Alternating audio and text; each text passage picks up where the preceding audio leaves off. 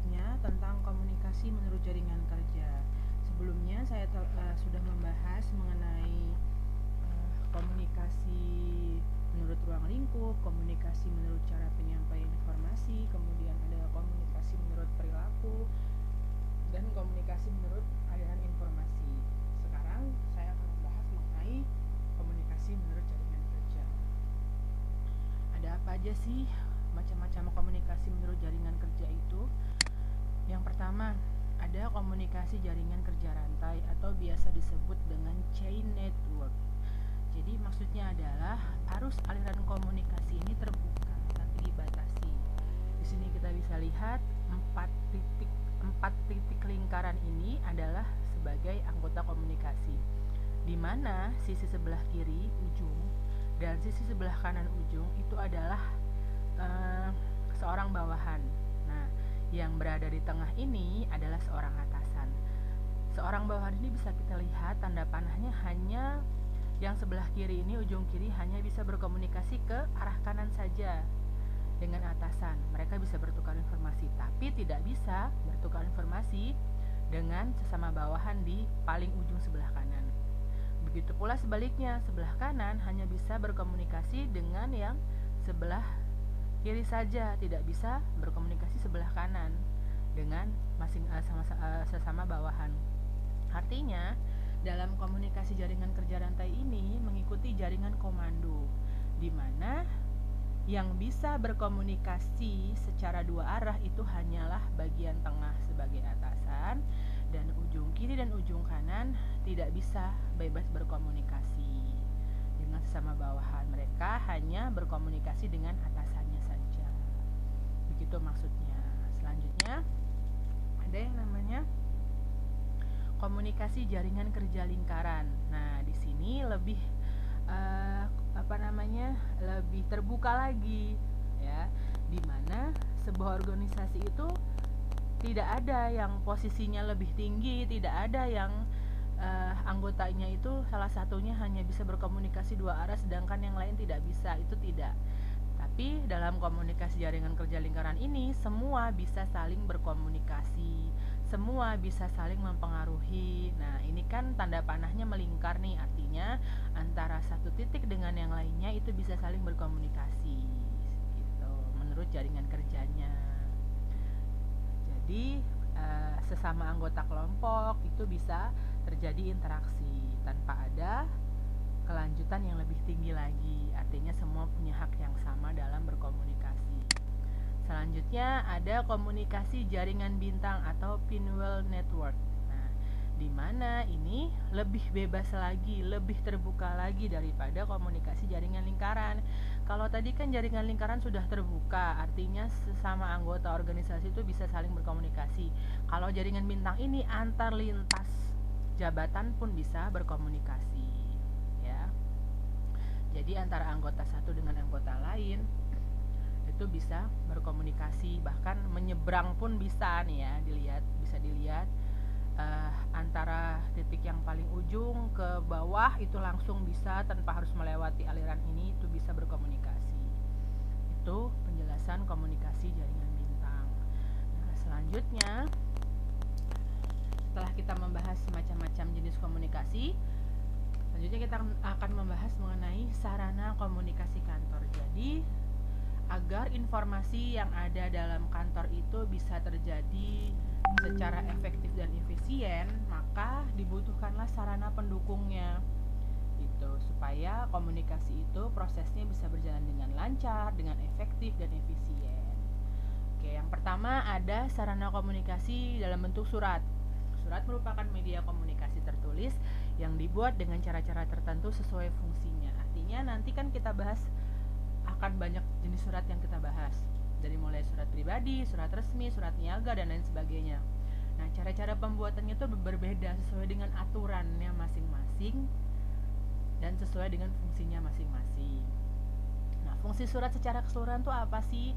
Yang pertama, sebagai tanda bukti tertulis yang otentik. Artinya surat bisa dijadikan tanda bukti ketika dia dibutuhkan. Misal antar perusahaan melakukan kerjasama, nah bisa dibuktikan dengan sebuah surat. Yang kedua, sebagai pedoman menjalankan tugas. ketika seorang karyawan itu diperintahkan oleh atasannya, kemudian dia mengelak atau menolak, tidak bisa karena ada surat tugasnya seperti itu. Artinya seorang karyawan itu dalam menjalankan tugas itu sudah didasarkan oleh surat yang ditulis oleh atasan. Yang ketiga, sebagai alat pengingat ketika perusahaan itu lupa misalnya menjalankan kerjasama dengan perusahaan lain tapi lupa tanggal berapa kerjasamanya, terus dalam bentuk apa, bisa dilihat lagi untuk mengingatkannya melalui surat. Selanjutnya yang terakhir, sebagai duta atau wakil perusahaan. Ketika perusahaan itu jaraknya jauh mengadakan kerjasama, kemudian harus ada tanda bukti hitam di atas putih, nah bisa dikirimkan melalui surat ketika perusahaan itu tidak bisa saling bertemu karena jaraknya tadi jauh. Jadi surat itu sudah bisa menjadi wakil perusahaan untuk menjalin kerjasama. Nah, tujuan penulisan surat itu apa sih? Ada 3. Yang pertama, untuk menyampaikan informasi kepada pihak lain. Artinya surat itu pasti berisi informasi meskipun itu hanya sebatas surat pribadi.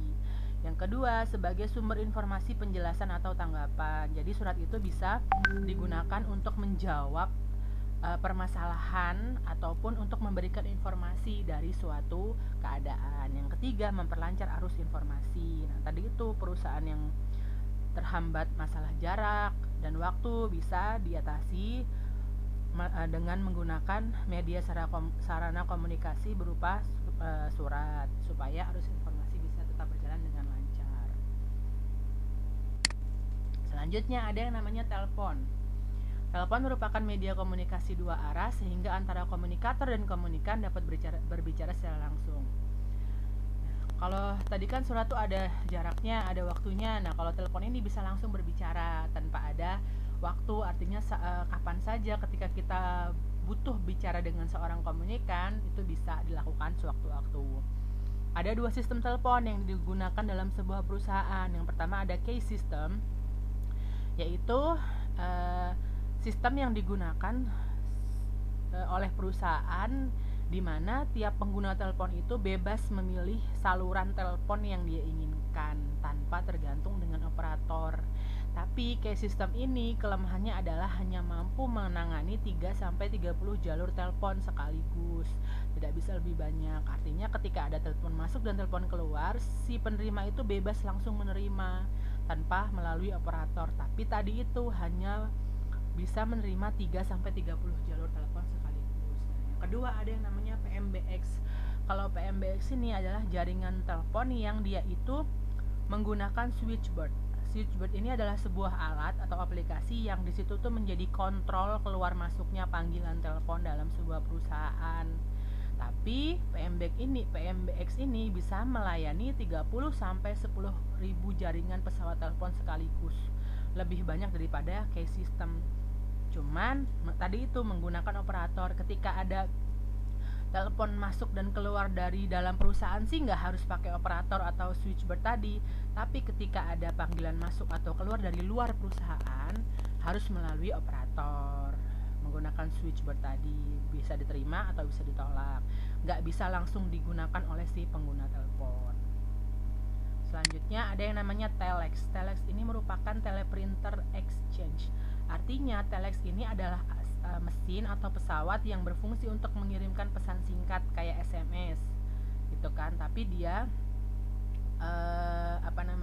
yang nerima nanti langsung menerima lembaran kayak surat gitu, isinya ya informasi dari si pengirim telex tadi gitu. Jadi ada alatnya gitu, cuman bentuknya itu ketika si pengirim surat atau komunikator mengirimkan pesan singkat, yang nerima itu langsung nerimanya dalam bentuk lembaran kertas.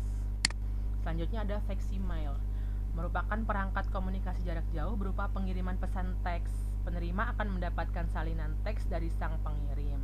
Facsimile dapat dikatakan sebagai fotokopi jarak jauh. Jadi ketika si pengirim pesan itu mengirimkan pesan teks, yang menerima itu langsung menerima lembaran dalam bentuk pesan. Makanya faksimile ini dikatakan sebagai fotokopi jarak jauh, artinya yang dikirim dengan yang diterima itu sama gitu.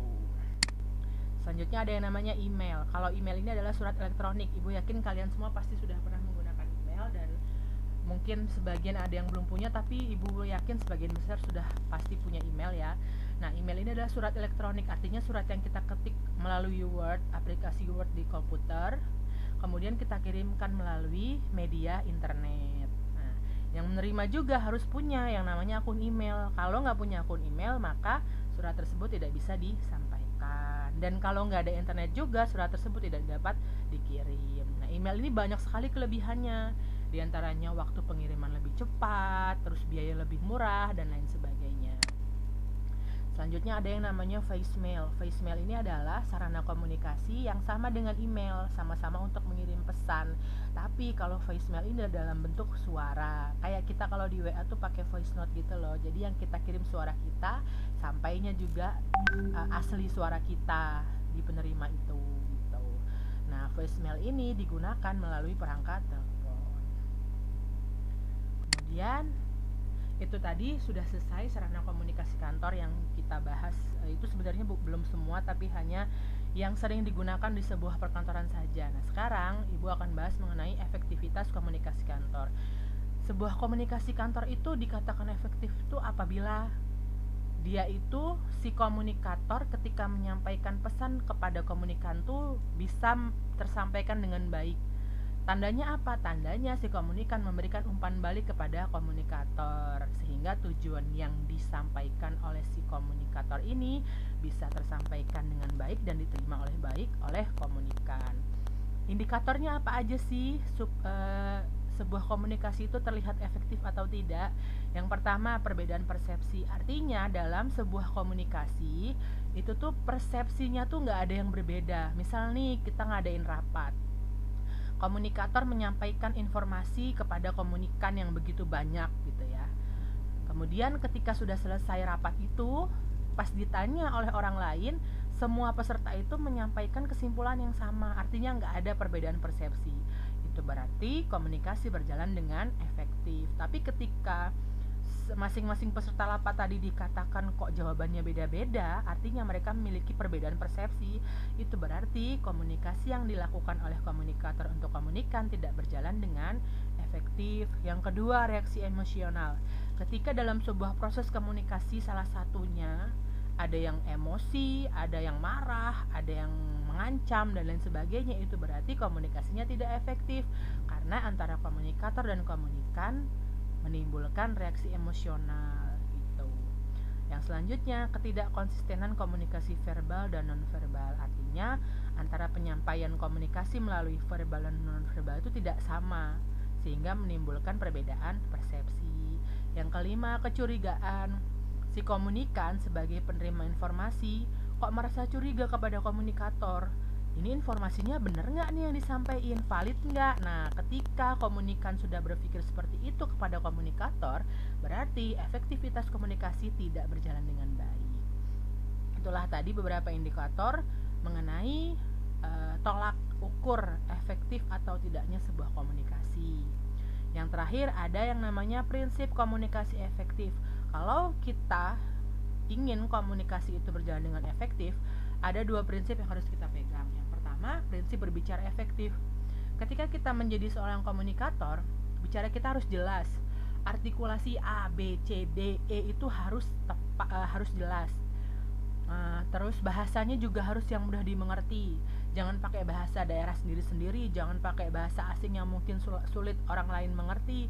Tapi bahasanya itu antara komunikator dan komunikan tuh memahami artinya apa. Kemudian hemat kata-kata, nggak berbelit-belit, nggak panjang lebar, pada pokok inti permasalahannya saja. Kemudian menarik didengar, artinya nggak perlu pelan, nggak perlu terlalu keras, nggak perlu terlalu pelan, artinya sedang-sedang saja. Dan jangan membosankan atau membuat mengantuk sehingga komunikasi bisa berjalan dengan baik. Dan yang terakhir, sasarannya tercapai, artinya informasinya bisa diterima dengan baik oleh si komunikan tanpa adanya perbedaan persepsi antara komunikator dengan komunikan. Yang kedua, mendengar dengan aktif.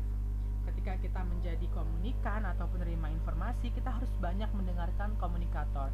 Jangan pernah menyela komunikator ketika sedang berbicara, kemudian memperhatikan dengan baik, memahami, menghormati, sehingga pesan yang disampaikan oleh komunikator dapat kita terima dengan baik.